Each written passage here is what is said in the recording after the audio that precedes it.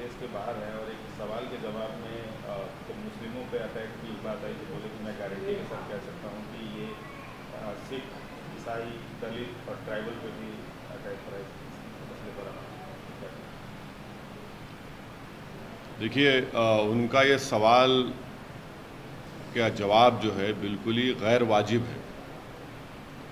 अगर कोई ये कहे कि राहुल गांधी की जो सदस्यता चले गई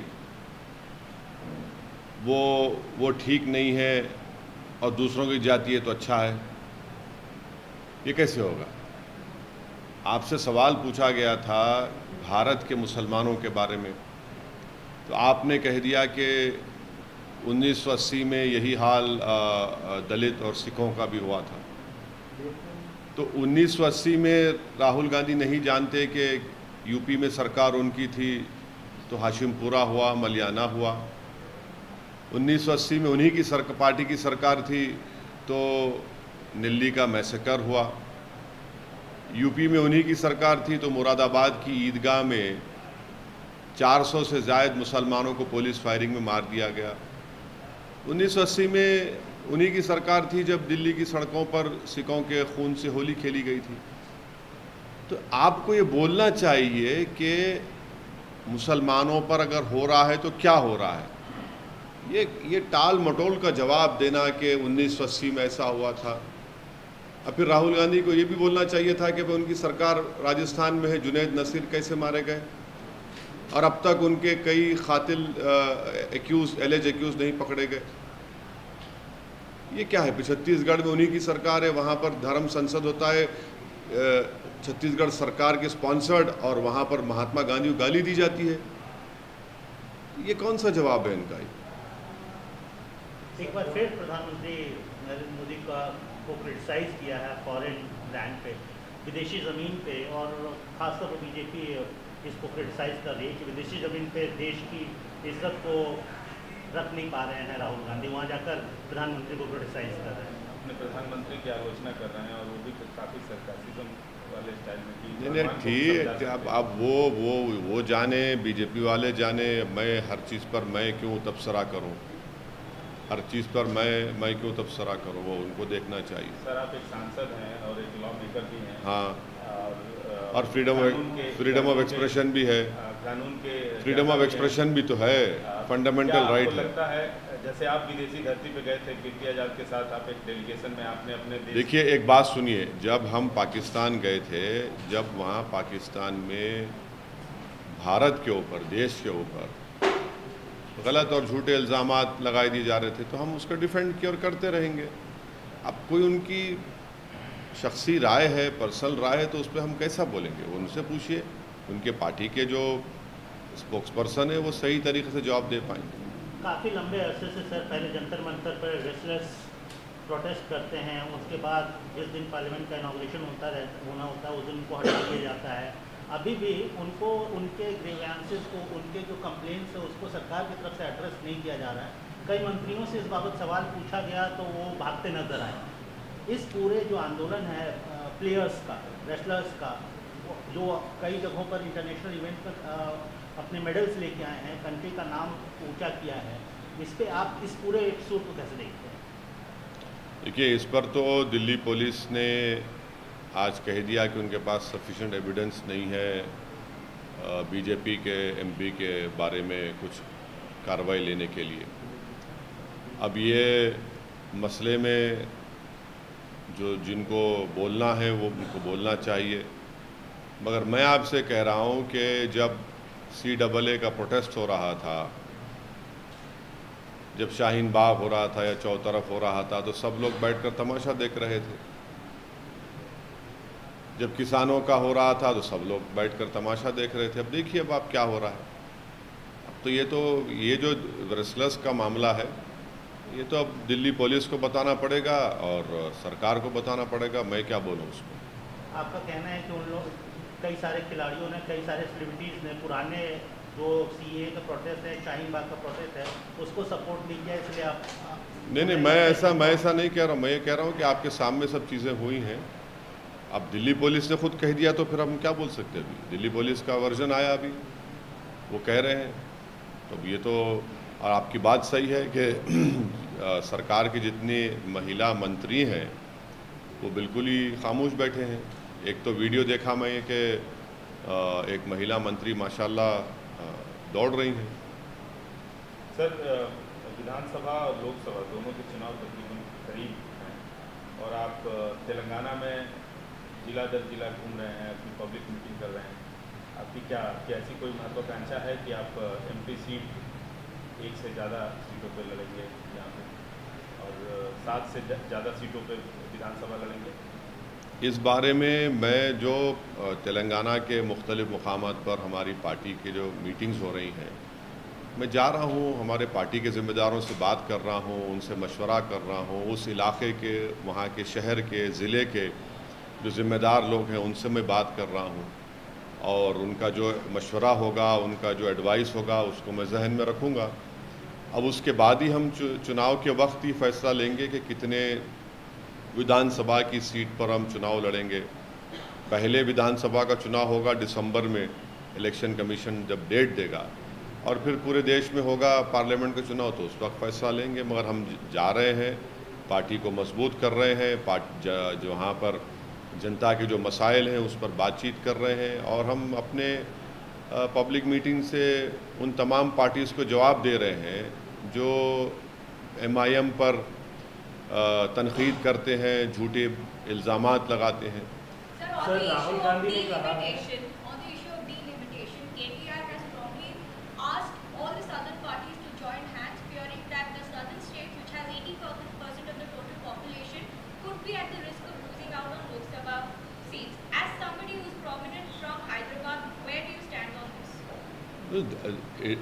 This concern has been voiced from last 5 years that you cannot penalize those states which have controlled the population, and if you are going to make a benchmark of delimitation on the basis of population, then of course it is a valid point that how can you penalize those states which have controlled the population, wherein the TFR rate has come down even below the national TFR rate.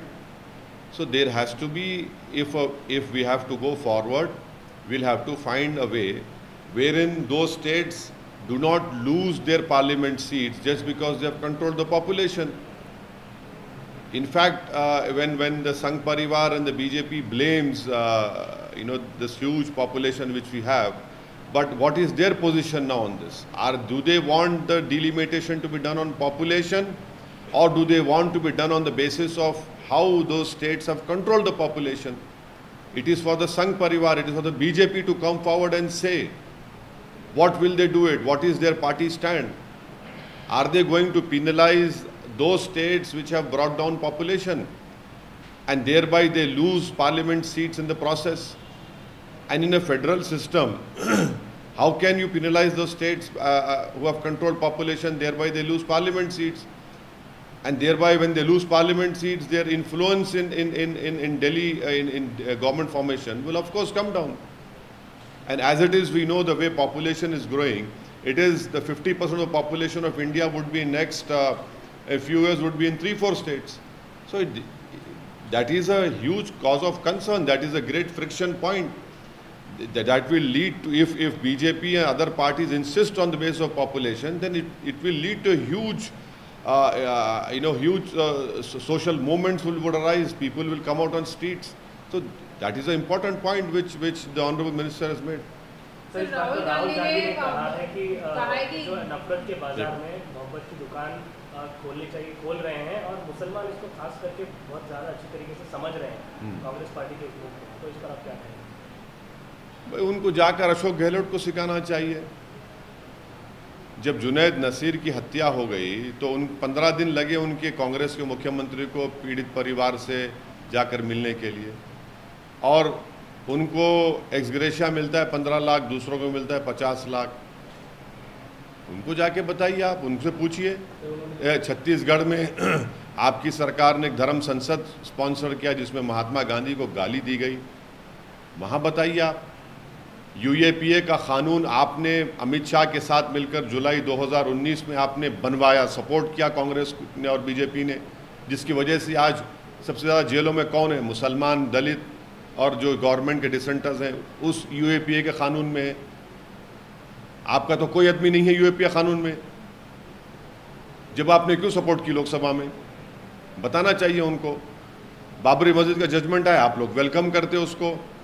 आज मध्य प्रदेश में आप ही का मुख्यमंत्री कह रहा है कि Hindu religious festivals को हम करवाएंगे पार्टी के प्लेटफॉर्म से। तो ये मोहब्बत की दुकान है। ये मध्य प्रदेश में आप ही का कमलनाथ कह रहा है कि हम रिलीजियस हिंदू फेस्टिवल्स करवाएंगे।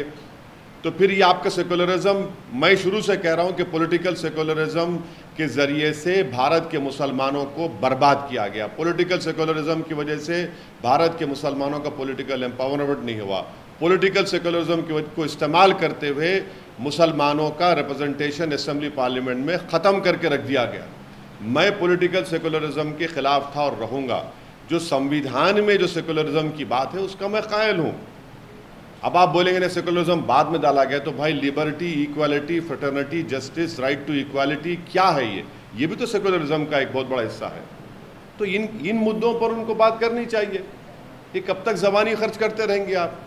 सर, कैश बेस्ड सेंसस की बात की है सर उन्होंने, और बीजेपी इसके खिलाफ है, ये बता रहे सर। अरे आप कर दीजिए, राजस्थान में क्यों नहीं किया आपने? राजस्थान में करिए, आप छत्तीसगढ़ में करवा दीजिए, आपकी सरकार है वहाँ पर करवा दीजिए आप कास्ट बेस्ड सेंसस। कौन रोक रहा था? इतने साल से क्यों नहीं करवाया आप? आपकी सरकार थी यूपीए में, आपने शुरू किया था, उस वक्त लेके आना था जनता के सामने आप। अरे भाई, जब आप सरकार में थे आपने नहीं किया। आपने सरकार में थे, गुजरात के लोगों का आपने साथ नहीं दिया। आप सरकार में थे, आपने कोटा हटाया, आपने यूएपीए को स्ट्रांग कर दिया। आप सरकार में आपने सोशो कास्ट सेंसस आपने शुरू किया था, लेके आना था उस वक्त आप। अभी भी करवा दीजिए ना। हम भी चाह रहे हैं कि भारत में कास्ट सेंसस हो। हम भी मानते हैं कि रिजर्वेशन की 50% की लिमिट को ब्रीच होना चाहिए, जिसके लिए नरेंद्र मोदी के पास 300 एमपी है। वो फौरन बिल लेकर आए लोकसभा में और 50% रिजर्वेशन को ब्रीच करें। हम भी सपोर्ट करेंगे उसको। सर, राहुल गांधी ने वहाँ पे जाके ये कहा है कि न्यू पार्लियामेंट बिल्डिंग और जो सिंबल को इंस्टॉल किया है वहाँ पार्लियामेंट बिल्डिंग में, वो एक ड्रामा है और कुछ नहीं मोदी सरकार का। देखिए, मैं पार्लियामेंट के इनॉग्रेशन में उस वक्त जाने के लिए तैयार था अगर स्पीकर साहब उसका इनॉग्रेशन करते। मैंने साफ तौर से कहा था कि लेजिस्लेचर इंडिपेंडेंट है एग्जीक्यूटिव से, जो नरेंद्र मोदी एग्जीक्यूटिव की नुमाइंदगी करते, वो नहीं हुआ है।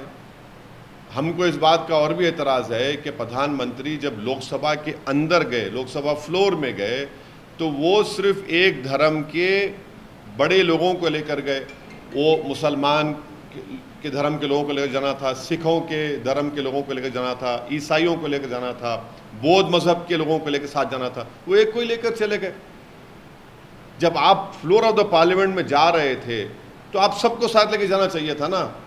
आप तो देश के 130 करोड़ जनता के प्रधानमंत्री हैं। आप सिर्फ एक हिंदुओं के नहीं हैं, आप मुसलमानों के भी हैं, दलितों के भी हैं, आदिवासियों के लिए भी हैं, जो सरना कोर्ट का डिमांड करते हैं, सबके हैं, जो नहीं मानते उनके भी हैं। मगर प्रधानमंत्री ने तो एक तरफा कार्रवाई की। सर, समाजवादी पार्टी 2 दिन का कैंप लगाने वाली 5 और 6 को कहा जा रहा है कि 2024 के चुनाव पर उनकी नज़र है। खास बात यह है कि उनका एजेंडा सॉफ्ट हिंदुत्व है। उनको लगता है बीजेपी को काउंटर करने के लिए सॉफ्ट हिंदुत्व का एजेंडा अपनाना चाहिए। पूजा और हवन ये उनके 2 टूल्स होंगे अपकमिंग इलेक्शंस में। इस सॉफ्ट हिंदुत्व के बारे में आपने कांग्रेस के बारे में भी कहा था कि वो सॉफ्ट हिंदुत्व अपनाती है। समाजवादी पार्टी के बारे में क्या कहेंगे आप? तो क्या कहना है? ये तो ये देखिए, सबसे बड़ी लड़ाई ये हो रही है कि सबसे बड़ा हिंदू कौन है। मैं मोदी से बड़ा हिंदू हूँ, मैं मोदी से बड़ा हिंदू बनूंगा, ये लड़ाई यही हो रही है। तो फिर वो जो पॉलिटिकल सेकुलरिज्म की फिर से बात आ जाती है। ये पॉलिटिकल सेकुलरिज्म तो इसीलिए इस्तेमाल होता है धोखा देने के लिए उन तमाम लोगों को जो उस भारत के डाइवर्सिटी को मानते हैं। ये आपका सेकुलरिज्म है कि आप समाजवादी कह रहे कि हम पूजा पाठ करवाएंगे, तो ये सेकुलरिज्म है आपका। क्यों सेकुलरिज्म का नाम लेकर आप मुसलमानों से वोट की भीख मांगते हैं और क्यों धोखा देते मुसलमानों को आप? क्यों सेकुलरिज्म का झूठा नाम लेकर आप उन हमारे हिंदू भाइयों को जो आज भी इस देश की खूबसूरती को मानते हैं, आप उनको धोखा देते हैं। और ऐसे मुकाबला करेंगे बीजेपी से आप नहीं मुकाबला करेंगे इस तरह से बीजेपी से। बीजेपी का उल्टा फायदा कर रहे हैं आप इस तरह करके। क्यों कर रहे हैं आप? अरे भाई, आप में बीजेपी में फर्क क्या, बताइए ना। नहीं दिखाएंगे, मगर आपको दिखाना है कि मोदी से बड़े हिंदू हम हैं, और इसीलिए हम ये सब चीज़ें करते रहेंगे। सर, एनसीईआरटी बुक से कवि इकबाल को हटाया जा रहा है सर, और साथ में खालिस्तान का रेफरेंस भी एनसीईआरटी बुक से हटाया जा रहा है। देखिए, इकबाल को हटाना ये सरासर इंटेलेक्चुअल डिसऑनेस्टी है। सारे जहां से अच्छा जो तराना लिखा वो आप क्यों निकाल रहे हैं उसको? भाई, लोगों को पढ़ने दीजिए। कोई इकबाल को पसंद नहीं करेगा, बहुत अच्छा, तो पढ़ने से पसंद नहीं करेगा ना। और फिर आप हद तो ये कर दिए कि पहले गोडसे का क्या है, सावरकर और गोडसे का सब्जेक्ट पढ़ाएंगे, बाद में गांधी का पढ़ाएंगे आप। मौलाना अबुल कलाम आज़ाद जो इस देश का सबसे पहला एजुकेशन मिनिस्टर है, उनको निकाल दिया, उनके बारे में आप क्यों निकाल रहे हैं? ये पूरे रेफरेंसेस क्यों निकाल रही है बीजेपी? एक ही मकसद है कि हिस्ट्री को तोड़ मोड़ के पेश कर दिया जाए, जिसका जिक्र सावरकर ने बरसों पहले किया था कि हिस्ट्री को अपने तरीके से लिखना, वो काम बीजेपी आज कर रही है। ये सारे मुद्दे आगामी जो पार्लियामेंट सेशन है सर, ये सारे मुद्दे उठेंगे फ्लोर पे, या पिछले सेशन की तरह इस बार भी कोई काम नहीं होगा, सिर्फ जो विपक्ष है और पार्टियां हैं वो सिर्फ धरना प्रदर्शन में रह जाएंगे और कोई सवाल जवाब या कोई ठोस जो सेशन होता है वो नहीं हो पाएगा? हम तो हमेशा से हमारा डिमांड ये रहा, हमारी ख्वाहिश ये रही कि पार्लियामेंट चले, और पार्लियामेंट चलाने के लिए सरकार की भी बहुत बड़ी जिम्मेदारी होती है, अपोजिशन की भी होती है। हमको पार्लियामेंट चले, पार्लियामेंट चलेगा तो तभी हम सरकार पर एक्सपोज कर पाएंगे ना। अरविंद केजरीवाल जो मुद्दा है उनका ऑर्डिनेंस का, दिल्ली के ऑर्डिनेंस का, उस पर अलग अलग पॉलिटिकल पार्टी से मिल रहे हैं, बीआरएस चीफ से मिले हैं, लेफ्ट के नेताओं से मिले हैं, एनसीपी के नेताओं से मिले हैं, जेएमएम के नेताओं से मिले हैं। इस पूरे जो पूरा ऑर्डिनेंस का इश्यू है, उसको बीआरएस चीफ और तेलंगाना के मुख्यमंत्री ने बोला कि थ्रेट है डेमोक्रेटिक सेटअप के लिए और फेडरलिज्म के लिए। आप इस मुद्दे को कैसे देखते हैं? केजरीवाल क्यों सपोर्ट किए नरेंद्र मोदी को 370 निकालते वक्त? केजरीवाल को नज़र नहीं आया कि एक स्टेट को तोड़ के 3 यूनियन टेरिटरी बनाए गए तो उनके कान खड़े होने चाहिए थे? जब उनको ख्याल नहीं आया, जब वो दिखाना चाह रहे थे कि सबसे बड़ा हिंदू मैं हूँ, मोदी से बड़ा हिंदू केजरीवाल है, उन्होंने कोशिश की। 370 निकालते वक्त उनको समझ में नहीं आई बात। ये 370 निकालते वक्त आपने सपोर्ट किया बीजेपी को। अब देखिए ना, अब क्या नतीजा निकला। सुप्रीम कोर्ट में वो केस जीतने के बावजूद भी सरकार ने ऑर्डिनेंस जारी कर दिया। अब सुप्रीम कोर्ट में केस आएगा तो सरकार बोलेगी हम बिल ला रहे हैं पार्लियामेंट में, बिल आएगा, उसके बाद फिर आप लड़ते रहिए सुप्रीम कोर्ट में। अरे आप सपोर्ट किए ना बीजेपी को, जब आपको ख्याल नहीं आया 370 का सपोर्ट क्यों किया केजरीवाल ने? एक स्टेट को तोड़ के 3 यूटीज बना दी गई, यूनियन टेरिटरी बना दिया गया, मरो सपोर्ट किए। जितने पार्टियां सपोर्ट किए 370 में, आज क्यों ये बात कर, जब उनको ख्याल नहीं आया था जब 370 के वक्त कि वो कॉन्स्टिट्यूशनल ब्रीच है? यही तो आपकी पॉलिसीज में कंसिस्टेंसी नहीं है, इसीलिए तो बीजेपी को फायदा होता है आपकी इनकंसिस्टेंसी की वजह से। पॉलिटिकल कंसिस्टेंसी होनी चाहिए आप में है ही नहीं। तो क्या आप सपोर्ट करेंगे अरविंद केजरीवाल को ऑर्डिनेंस? नहीं, मैं केजरीवाल को कभी सपोर्ट नहीं कर सकता, क्योंकि मुझे मालूम केजरीवाल एक सॉफ्ट हिंदुत्व नहीं बल्कि रियल हिंदुत्व पर चलने वाला आदमी है वो।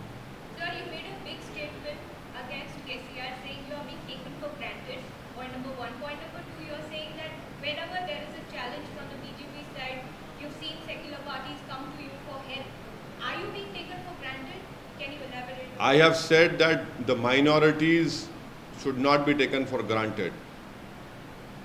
I have said that the people of Hyderabad, especially that one last bit of metro rail from the Gandhi bus stand to Falaknuma must be taken up. That cost is only 500 crores. Whereas the present TRS government has called for tenders of a metro line from Mindspace High Tech to the Shamshabad airport of 31 kilometers, at the cost of 506.85 crores.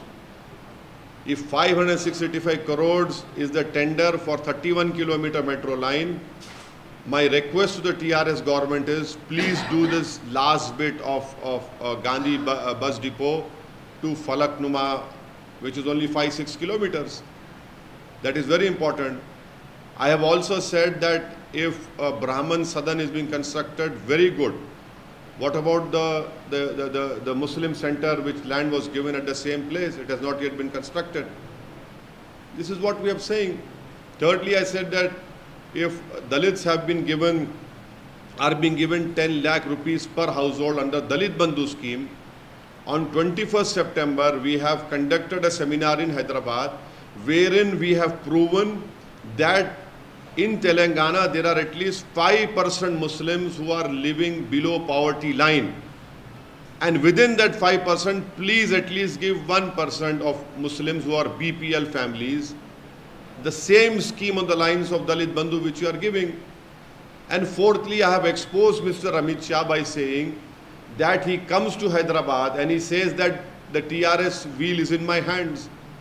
The TRS government has spent 2,200 crores on new temples. I have given a list of places where the TRS government has given 50 crores, 100 crores for construction of temples. Recently, Honorable Chief Minister announced 48 crores for the construction of Hare Rama, Hare Krishna. We are not against it. Why is it that the BJP is not talking about this issue? Why is it that Amit Shah is not talking about this issue? Secondly, Mr. Amit Shah wants to remove 4% reservation. Why has Mr. Narendra Modi as the Prime Minister and Amit Shah as the Home Minister, as the second most important leader in BJP, why have they not filled vacancies in central government? Thousands of vacancies are lying vacant in joint secretaries, in deputy secretaries, in Group A, in various ministries, various universities. There are only 3 OBC professors. Why isn't Amit Shah doing this? Why isn't Mr. Narendra Modi filling all these vacancies which are reserved for scheduled caste, scheduled tribe and OBCs? So these are the questions which I have raised in my public meeting. Sir, are you upset because you also said, in fact several times in the past, you called yourself a political untouchable? Do you think that the same attitude that perhaps Mr. KCR is showing is hurting your sentiments, even though both of you are friendly parties? Look, this is whatever I have said, whatever I am saying, whatever I will say in the future, will never be based on my personal sentiments. I don't do politics on the basis of what personally I know it hurts me or not. I represent a political party. I represent the people who have voted for me, and the issues which we raised and we are going to raise will be based on what the people want. Nothing to do with personally. Nothing to do with, if I am saying something against any political leader, that should not be considered as something personally. No, this is a public issue which has to be raised. I am a responsible member of a political party. I have the right to raise it. That is why I have raised it. I asked you that question because in your speech yesterday you said KCR must stop playing hide and seek game. If you could elaborate. No, I didn't use that word. नहीं, मैंने ये कहा कि ये आंख मुचोली का खेल बंद होना चाहिए. ये तमाम सेक्युलर पार्टीज के बारे में मैंने कहा. आप आंख मुचोली का खेल खेलना चाहते हैं. आपको मुसलमान चाहिए मगर गरीब नहीं चाहिए. आपको मुस्लिम वोट चाहिए मगर ज़बान पे आप नाम नहीं लेंगे. आपको मुसलमान वोट चाहिए मगर आप जुनैद नसीर से इंसाफ नहीं करेंगे. ये हमने कहा. सर, मणिपुर वायलेंस पे अभी तक प्रधानमंत्री क्यों बोलेंगे वो? क्यों बोलेंगे वो? तो पता, जब मणिपुर जल रहा था, प्रधानमंत्री कर्नाटका के इलेक्शन में कैंपेन कर रहे थे. 70 से ज़्यादा लोगों की मौत हो चुकी है. पुलिस ट्रेनिंग एकेडमी से 2000 से ज़्यादा हथियार लूट कर भाग गए. 10,000 ज़्यादा एमुनेशन लेकर भाग गए लोग. 20 लोगों की परसों बोलते हैं कि मिलिटेंट्स 20 लोगों को मारा गया. मणिपुर में सिविल वार हो रही है. प्रधानमंत्री क्यों बोलेंगे? प्रधानमंत्री को पार्लियामेंट इनॉग्रेट करना है. अमित शाह प्रधानमंत्री है नॉर्थ ईस्ट के. नहीं, अमित शाह देश के प्रधानमंत्री है. नरेंद्र मोदी देश के प्रधानमंत्री है ना. नॉर्थ ईस्ट के बारे में क्या क्या कहा था प्रधानमंत्री ने? आपकी सरकार ने क्यों किया वो नॉन ट्राइबल रिजर्वेशन का मसला लाना? आपने किया ना। और आज मणिपुर जल रहा है तो प्रधानमंत्री को वहां जाना चाहिए था, प्रधानमंत्री को कुछ बातचीत करनी चाहिए थी। इतने दिन से मणिपुर जल रहा है, कुछ बोल ही नहीं रहे। और आप पार्लियामेंट के अंदर वो पेंटिंग लगाए हैं अखंड भारत की। अब अखंड भारत का अब बताइए मिनिस्ट्री ऑफ एक्सटर्नल अफेयर्स क्या बोलेगी अफगानिस्तान को, नेपाल को, बांग्लादेश को? अखंड भारत का आप बना दिया, बोलिए। ये आप लोग पूछते नहीं है, ये जो पप्पा जी को पसंद है वही पूछा जाता है आप लोगों से। अखंड भारत के बारे में पूछिए, बीजेपी को बोलना चाहिए जब पार्लियामेंट में डाल दिए तो कब अफगानिस्तान को ले रहे आप, कब भूटान को ले रहे आप, कब बांग्लादेश को ले रहे आप, कब नेपाल को ले रहे, पीओके को कब ले रहे हैं आप? जल्दी लीजिए ना। जब आपने डाल दिया पार्लियामेंट में, अब बोलेंगे नहीं हमारा रेजोल्यूशन है। अरे भाई अखंड भारत अगर आप पेंटिंग लगाए तो क्या कर रहे हैं उसमें बताइए। एमईए को को जवाब देना पड़ेगा उसका। एक टाइम पे था बोल के सर, एक टाइम पे था, अब नहीं है। अब नहीं है ना। अच्छा आप बीजेपी की तरफ से बोल रहे हैं? नहीं, शुक्रिया, बने क्लैरिफिकेशन आ गया बीजेपी से, फिर मुबारक हो आपको। सर और एक सवाल ब्रिजभूषण अभी पब्लिक मीटिंग एड्रेस करते हुए कहा, मुझ पर आरोप लगाने वाले गंगा अगर कोई सबूत है तो मुझे फांसी दे दो, सब इमोशनल ड्रामा है। मैं उस पर कैसे बोलूँगा, मेरा ताल्लुक क्या उनसे है? सर कहा यह जा रहा है कि केसीआर साहब बीआरएस के प्रमुख हैं। सर उसके और एक सवाल है, ये आरोप मुझ पे शोभा नहीं देता। I don't deserve such allegation. People say there is no smoke without fire. If anybody has to face such allegations, I don't want to curse these wrestlers. तो सर उन्होंने बोल रहे हैं कि मेरे पे जो भी एलिगेशन है वो कम्प्लीटली फॉल्स है और यहाँ पे wrestlers ऐसा। मैं इस पे बोल चुका, ज़्यादा नहीं बोलूँगा। सर कहा यह जा रहा है कि बीआरएस चीफ सोच रहे हैं कि पार्लियामेंट का चुनाव लड़े नांदेड़ या औरंगाबाद से। औरंगाबाद से आपके सिटिंग एमपी हैं, क्या कोई ऐसी गुंजाइश होगी कि आपको औरंगाबाद सीट? नहीं, लड़ना चाहिए उनको, जहाँ से चाहे वो लड़ना चाहिए उनको, उनका इख्तियार है। हम क्यों बोलेंगे न मत लड़ो? वो जहां से चाहे लड़ेंगे, हम जहां से चाहे लड़ेंगे। क्या बात है भाई, जमहूरियत है ना। कोई पिक एंड चूज कर सकता है कि नहीं यहाँ नहीं लड़ो वहां लड़ो। नहीं, सुनिए, देखिए चुनाव का मतलब क्या होता है कि मुकाबला हो, मुकाबला होगा, फिर उसमें बुरी बात क्या है? मुकाबला है। नहीं, हम तो देखिए, हम तो कंप्लेन कभी नहीं करेंगे क्योंकि हम तो मुकाबला करते हैं। नहीं, हम तो देखिए मुकाबला हम करते हैं और मैं शुरू से कहूँ मैं हारने से डरने वाला नहीं हूँ। मुकाबला होगा भाई, कोई भी अब मेरे खिलाफ आकर अगर कोई लड़ना चाहेगा, मैं बोलूँगा ना नहीं लड़ो, हम तो बोले लड़ो भाई, क्यों नहीं लड़ेंगे, लड़िए। पुराने शहर से बाहर भी होगा। नहीं, देखिए चुनाव जब होंगे उस वक्त हम कितने सीट लड़ेंगे वो चुनाव के वक्त बताएंगे, मगर कोई पॉलिटिशियन तो नहीं बोल सकता नहीं मेरे से मुकाबला मत करिए। हम तो कभी नहीं बोलेंगे, आप करिए मुकाबला, हम भी करेंगे।